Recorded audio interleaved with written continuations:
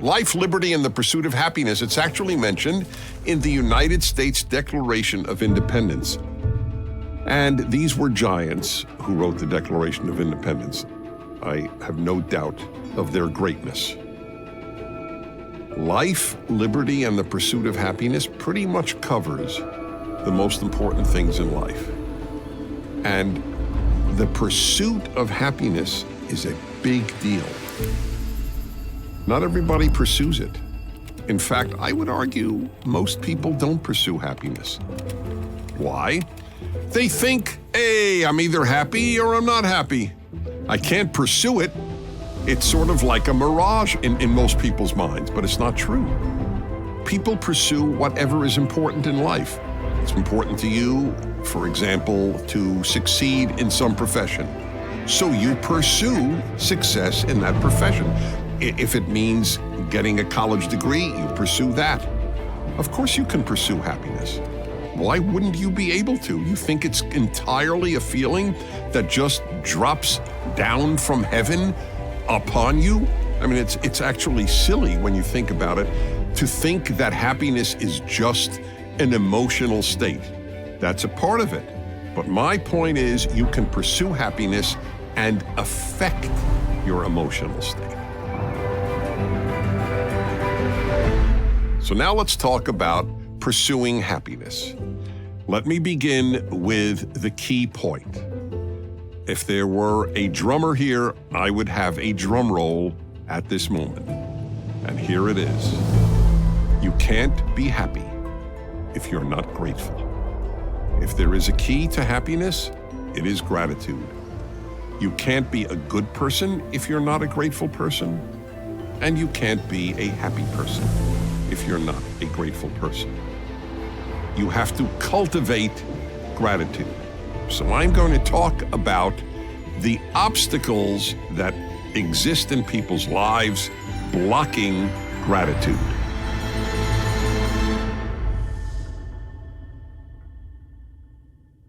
Victimhood. If you think of yourself as a victim, by definition, you are not a grateful human being.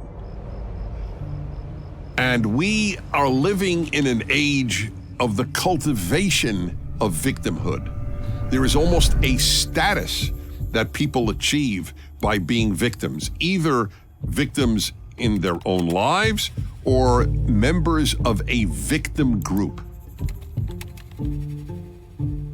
400 years of being hated individually, systemically, chronically, institutionally.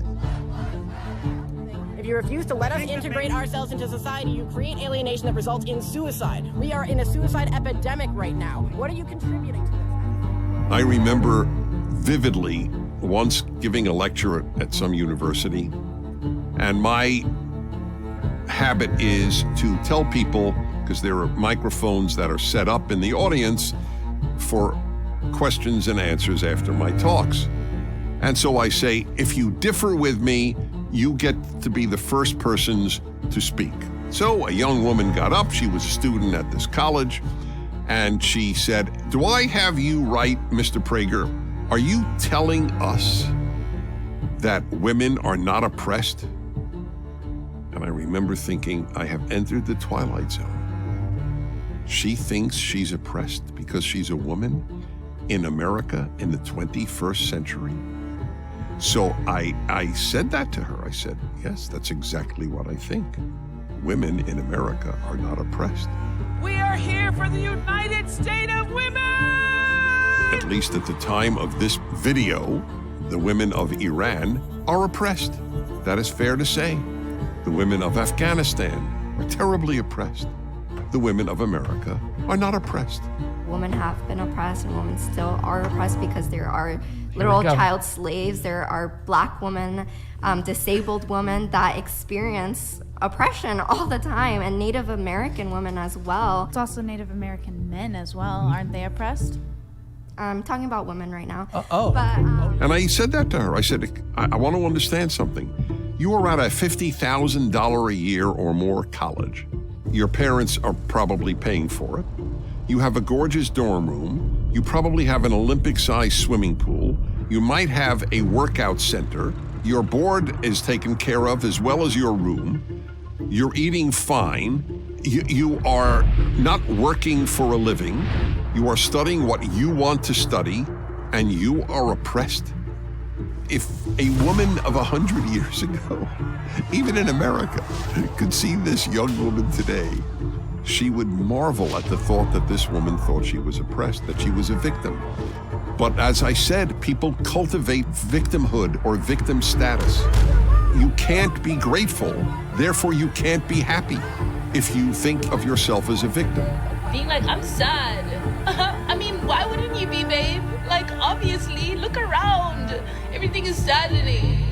There are two levels upon which people think it. The individual, oh, I am a victim of, and then you fill in the blank. For example, my parents. If you go to a therapist, you spend much of the time telling the therapist how your parents screwed you up. So here is a little factoid in life. Every parent does something wrong. And hopefully you will be a parent one day and you will realize how true that is. There is no such thing as a parent who had no ill effect on a child. It doesn't exist. Now, if you were abused, God forbid, especially sexually, for example, or you were beaten regularly, and I don't mean even spanked, beaten regularly, then yes, I understand that you might consider yourself a victim. Although I know a woman, I'm going to say I know her very well, but I don't want you to think it's my wife. It isn't my wife, but I know this woman extremely well. She was abused sexually by her father. And even she, to her amazing credit, she decided not to regard herself as a victim. And this woman has a very upbeat personality. She chose, and by the way, that's the key word for everything in life. We choose. You choose whether to see yourself as a victim. You are not necessarily objectively a victim. You have chosen to regard yourself as such. People who think of themselves as victims are angry. Do you ever identify angry people with happy people? Of course not. If you walk around angry, you're not happy. And they cannot walk through life enjoying themselves. They don't allow themselves to enjoy life because if they enjoy life, they're not a victim.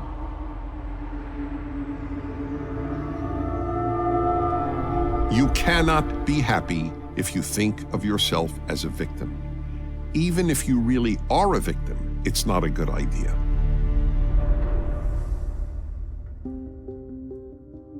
This is the most controversial chapter in my book on happiness. Happiness is a serious problem, and the most controversial idea of my happiness ideas. Don't have expectations. Expectations and gratitude are sort of mutually exclusive. The more expectations you have, the less gratitude you will have. It's very, right? It's obvious.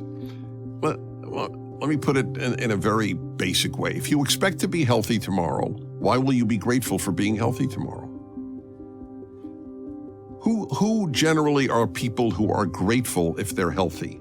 The people who had a real health scare. When you expect something and get it, you're not going to be grateful.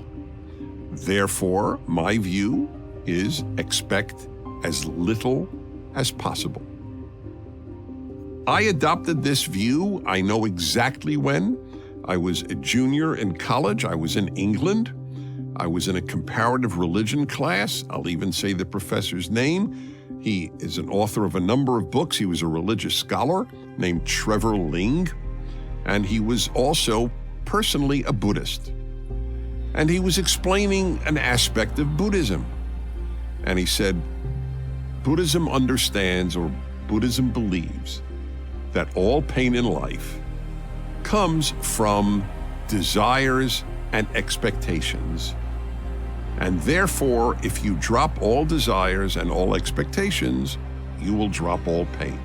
And I remember exactly how I reacted. I will accept part 2. I did not accept part 1. I think it's good to have desires, providing the desires are good desires, healthy desires.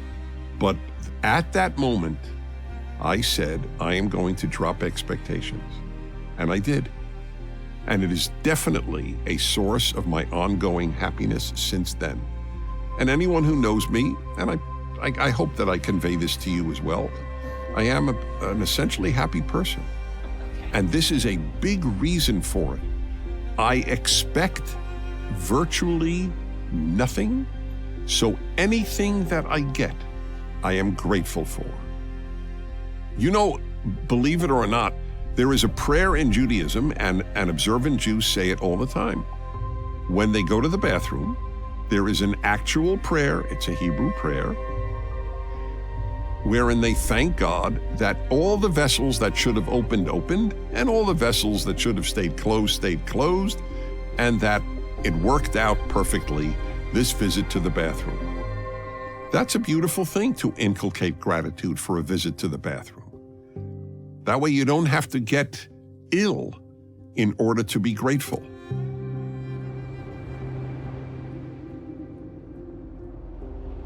You got to understand life is difficult. I guess you could even put this under the rubric of expectations. The more you understand that life is difficult, the less you will expect it to be easy.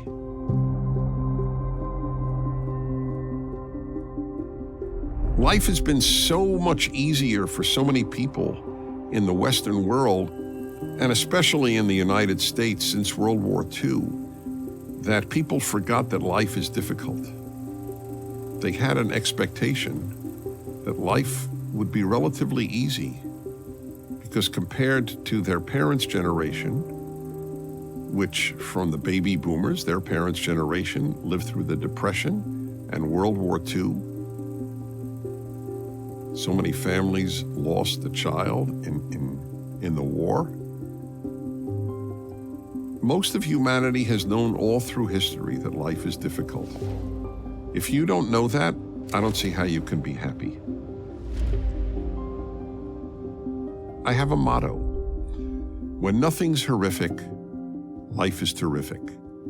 That's another guiding principle in my own life. If nothing terrible happened, I'm Mr. Happy. This is a very, very big deal. People have the opposite view. They don't think if nothing's horrific, life is terrific. They think life is terrific only if something terrific happens. So people think, well, I'm not all that happy, but I have this big vacation coming up. I have a cruise coming up. There's always something coming up that people will often depend upon in order to be happy. Big mistake. The expectations thing is huge. Now you might say, how can I go through life with no expectations? And the answer is by deciding to. You can in fact say, I'm not going to have expectations anymore. I decided that day in that class in England, and I've kept it the rest of my life. And so I walk around as Mr. Gratitude. I can't believe all these terrific things that happen because I didn't expect them to happen.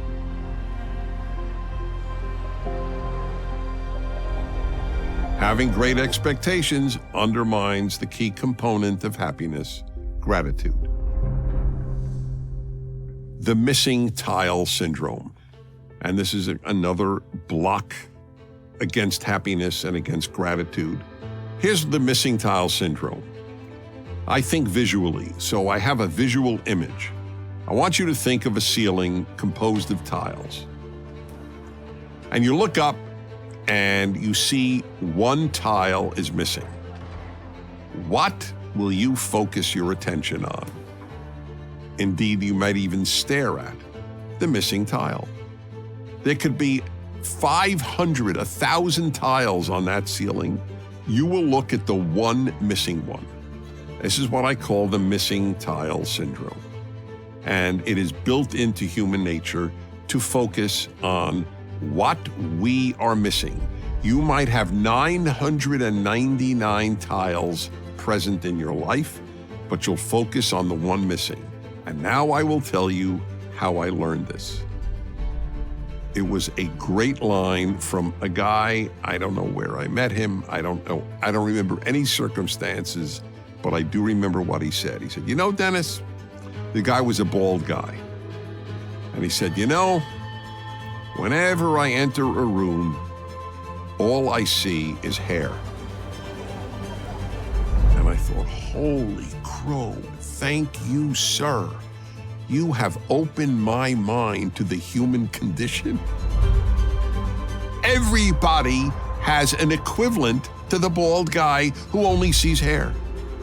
Whatever you're missing, that's what you see. And since everybody's missing something, that's what they see. So what's the solution to the missing tile syndrome? One is maybe you can actually find the tile and replace it. Another way to deal with it is to think, it's no big deal. Yeah, you know what? I'm not going to focus on the missing tile, which is overwhelmingly the best response, unless, as I said, there are times when you can in fact find the tile. That's great. But then you'll have something, you'll find another missing tile. That's just the way it works in life. So you've got to stop staring at the missing tile. Because if you stare at the missing tile, you're not going to develop much gratitude for all the tiles that you do have.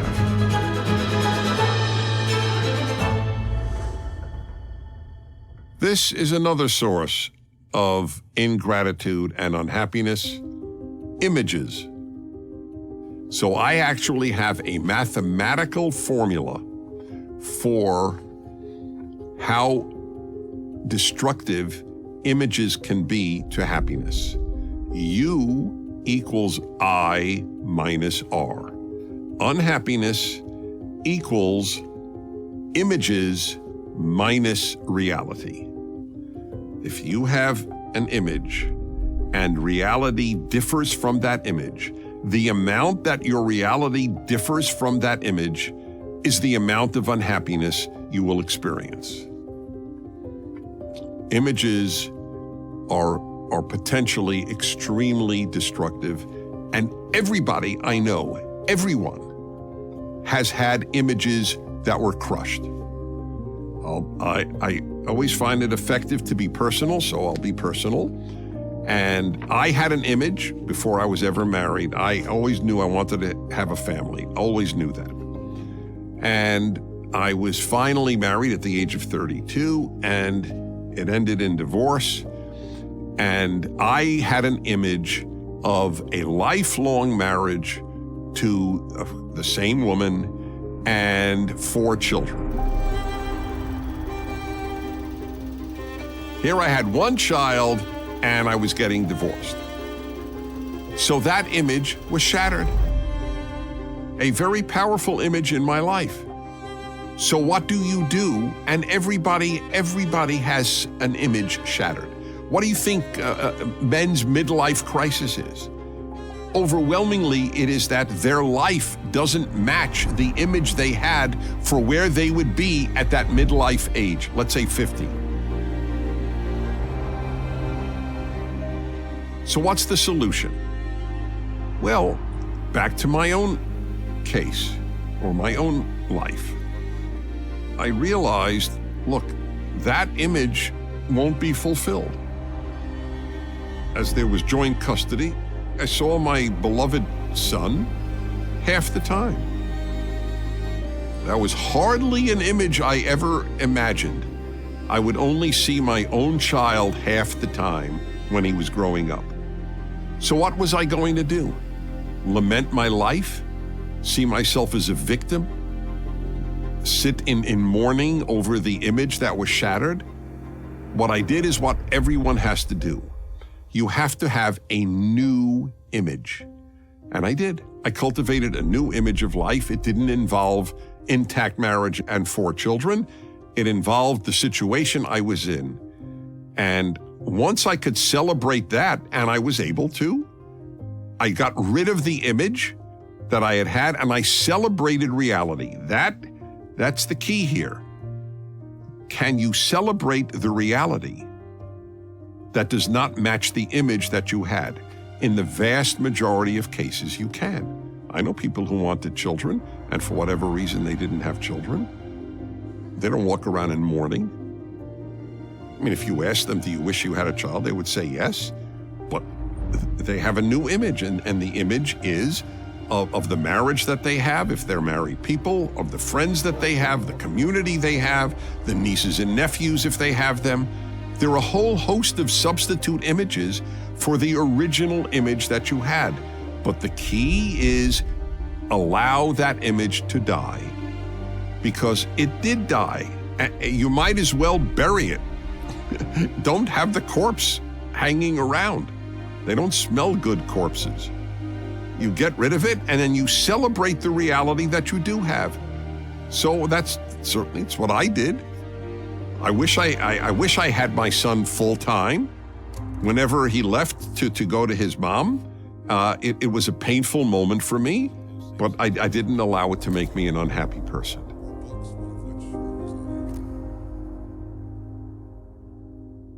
I got a great story about a guy and an image. It's my all-time favorite. So I was in my 20s, and I met I think the guy was about 35, and he was an Orthodox Jew, and he was a bachelor, which is very rare. Orthodox Jews get married early, just as evangelical Christians and Mormons and traditional Catholics, traditionally religious people, to their credit, in my opinion, get married early. This guy was 35, good-looking guy, seemed totally intact, had a good job.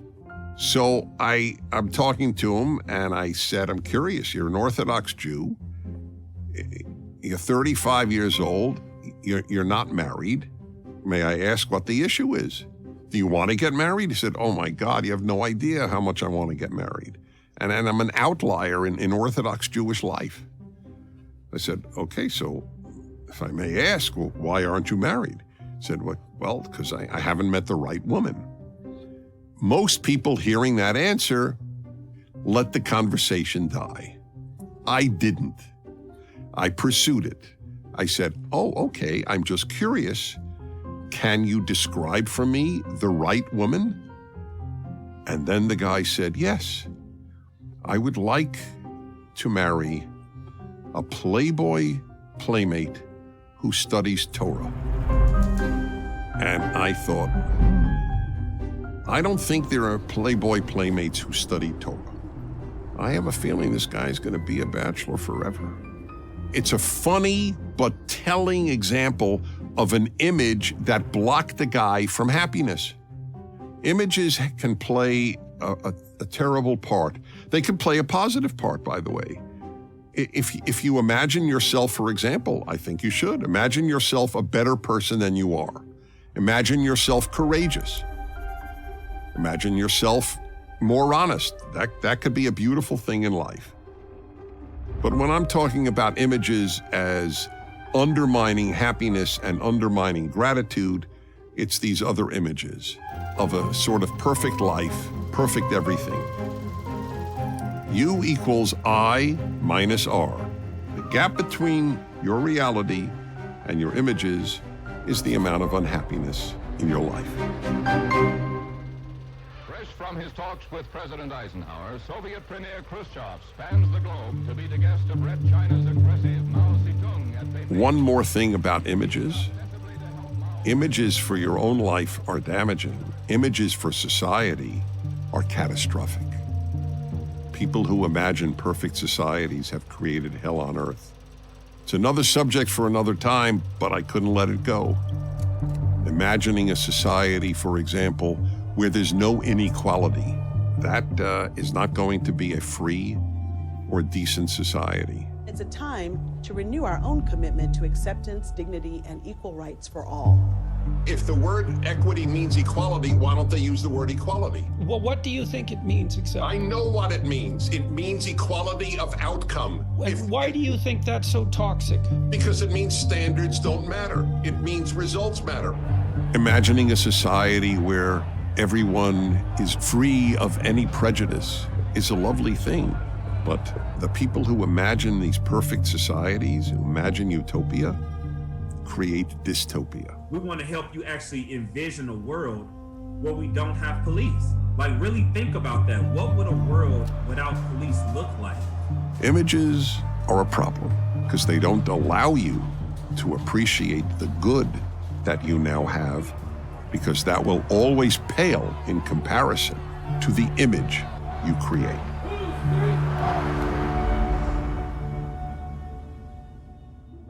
Comparing yourself to others. People do it all the time. They compare their looks, they compare their income, they compare their level of success, they compare their spouse, they compare their children, they compare their house, they compare their car.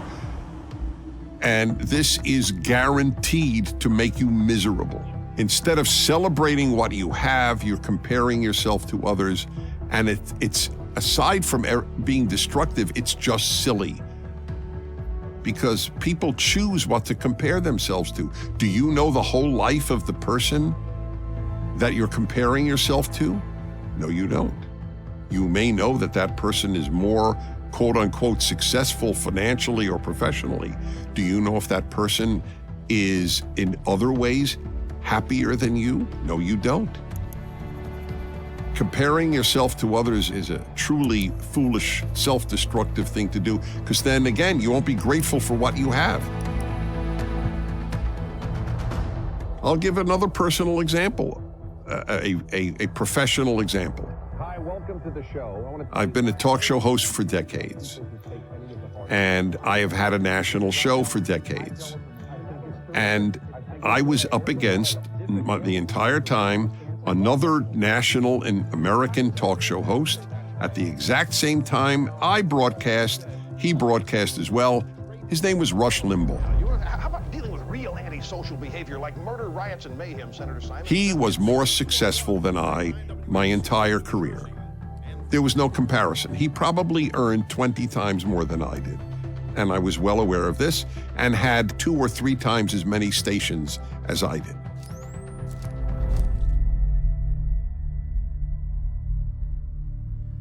I promise you, there wasn't a day in my life that comparison ever bothered me. Because I so was grateful for what I did have. Yes, he had more stations and more income, but how many people have a national radio show? At those hours in America, 3, maybe 4 out of hundreds of millions of people. That's how I looked at it. By the way, that's how you should always look at it. People always compare themselves to the ones they think are doing better or are happier or whatever. We compare ourselves to people in one narrow arena and think that they have it better, but you don't know all the arenas of their lives. You don't know what inner demons they have, for example. You don't know what other issues that they have in life. You only know the one area where you think that, or know that they are better off than you. But you don't know others, and people do it with everything. They see kids who seem to be better behaved or nicer or happier than their own kids. People compare all the time. Instead of celebrating what they have and being grateful, and God knows how grateful I have been for the work and opportunities that I have had to touch people's lives, it never occurred to me to compare myself negatively to somebody else. I realized how lucky I was. Walking around thinking how lucky you are, that's the mother of gratitude, and gratitude is the mother of happiness. That's why they moved to the United States. I'm often asked, I mean really often, because I travel almost every week of the year. I am so often asked, don't you ever get tired of traveling, Dennis? And I always answer them this way, because it's my honest answer. Let me ask you a question. People are inviting me to speak all over the world, and I'm supposed to get tired of that?